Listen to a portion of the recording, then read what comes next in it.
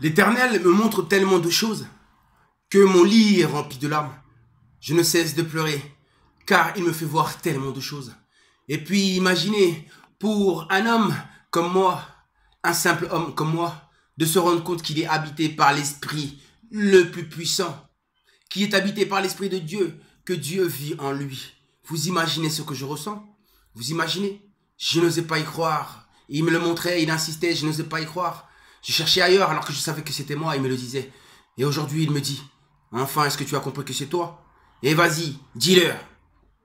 Je comprends pourquoi on appelle Enoch le scribe. Car si vous voyez tout ce que l'Esprit me fait écrire, c'est incroyable d'être un scribe. La vérité est sans limite. Ce qu'il me fait écrire est sans limite. Ce n'est jamais terminé, jamais fini. Chaque jour au réveil, j'en apprends. Toujours. Ça ne s'arrête pas. Il est éternel, donc sa vérité est éternelle. La Bible, le livre d'Enoch, c'est mon livre, mon histoire à moi. Kimbangu Nazali, avec mon nouveau nom, Maloya Korombang. La première manifestation du grand esprit créateur Congo, du verbe, de la parole, se nommait Kimbangu. Et pour sa seconde et dernière manifestation, cette manifestation se nomme Kimbangu, Korombangu, qui signifie le cornu, symbole de connaissance, de longue vie, la grande corne. Symbole aussi Korombang qui signifie le clairvoyant ou encore l'illuminé.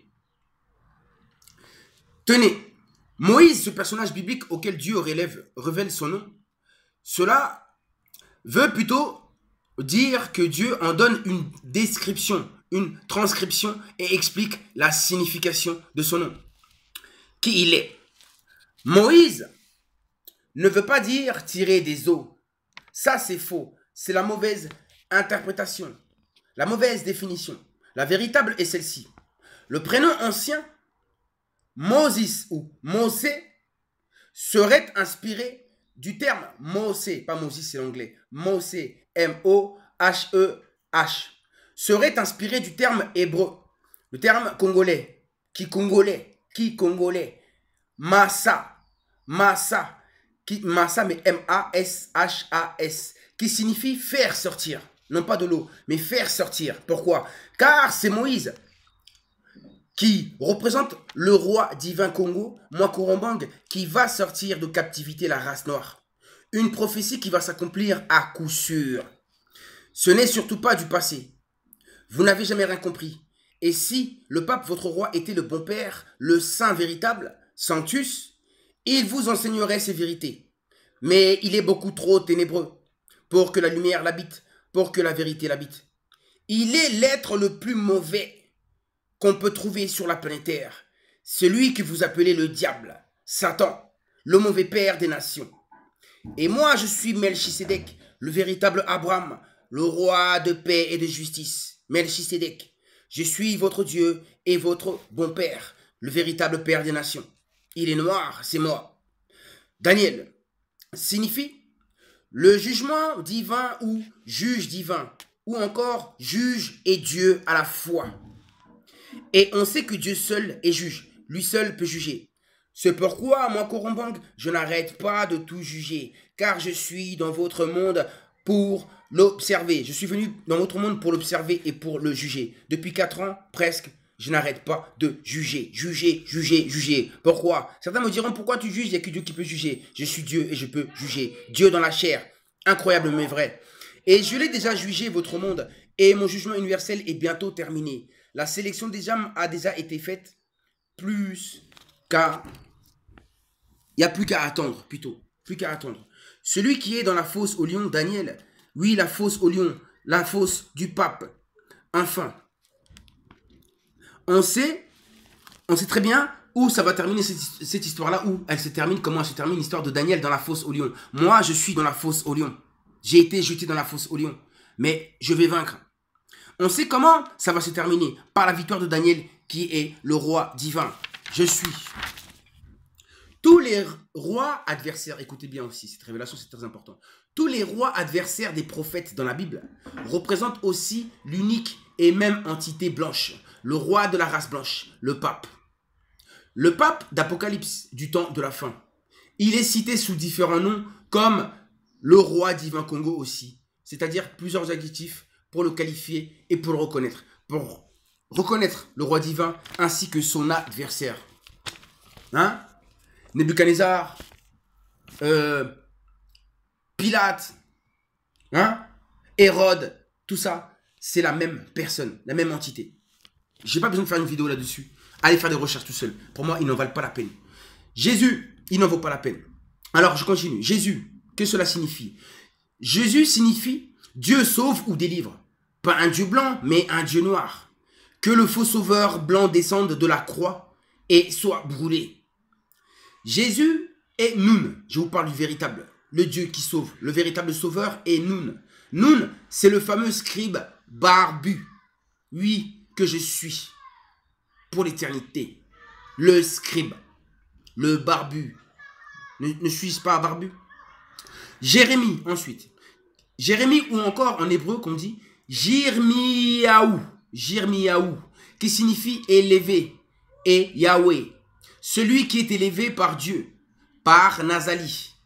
C'est le roi divin, l'enseignant instructeur que Dieu, que l'Esprit créateur a instruit. Isaïe ou Ésaïe. Yeshayahu. La voix de celui qui crie dans le désert. C'est cela que ça signifie. La voix de celui qui crie dans le désert. Dans un désert spirituel. La sentinelle de l'Éternel. Ou encore ce fameux roi divin. Toujours la même entité. Toujours et encore. Ézéchiel. Un prophète d'Israël. C'est-à-dire de l'Afrique noire. Qui rapporte des visions. Ou encore des prophéties. Celui qui annonce la ruine complète des dômes. Des visions, c'est-à-dire des visions futuristiques. Oui, il parle de la destruction complète des dômes, du royaume d'Occident. Josias, nom du roi de Juda, roi du Congo, nommé aussi Joahaz, signifiant Dieu supporte. Pourquoi? Oui, parce que moi, Korombang, j'ai supporté la douleur, la souffrance de la race noire, leur ignorance, ainsi que l'ignorance de l'humanité.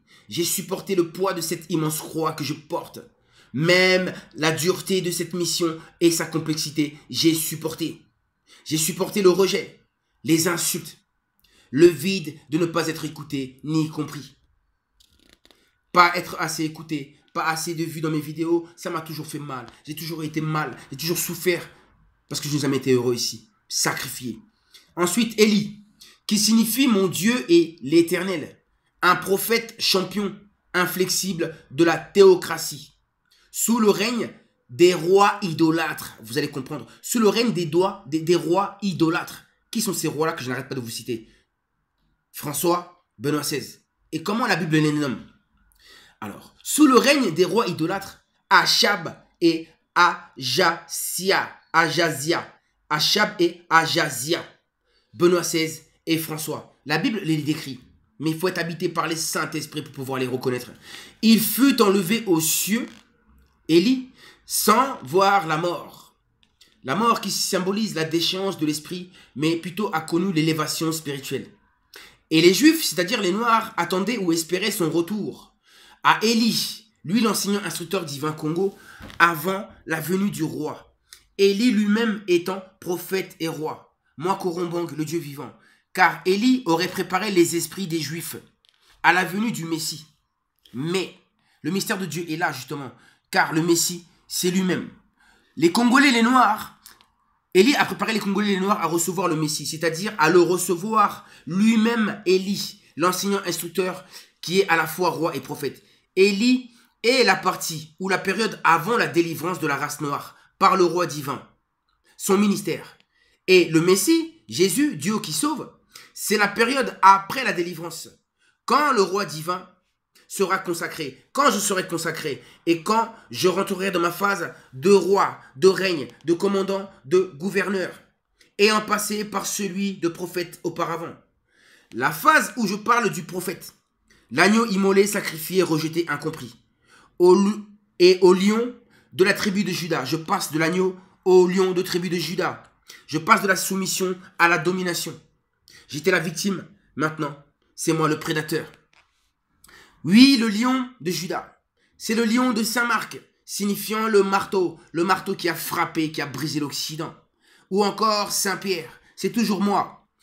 Le roi sacrificateur, roi prêtre. Le grand nouveau pape noir que le monde attendait. Oui, ce pape noir juste et saint. Melchisédek, qui vous apportera la paix et la justice, qui s'installe déjà. Je suis Melchisédek, je suis ce saint, et c'est moi qui apportera la paix et la justice dans cette humanité, car je suis Melchisédek. Le grand esprit Congo, Nazali, est Melchisédek. C'est cet esprit qui me porte, que je porte, qui me pousse, qui m'aide à enseigner, d'être ce grand sacrificateur, un roi sacrificateur, un vrai pape, le vrai père des nations, que voici. Vous trouverez aussi des vidéos sur le même sujet, mais moins approfondies que j'avais déjà faites lors de ma première chaîne YouTube. Tout ça pour vous dire que l'élévation, l'élévation, l'élévation. À très bientôt, chercheurs de vérité. Oh, la victoire! Tic, tac, question de temps. Question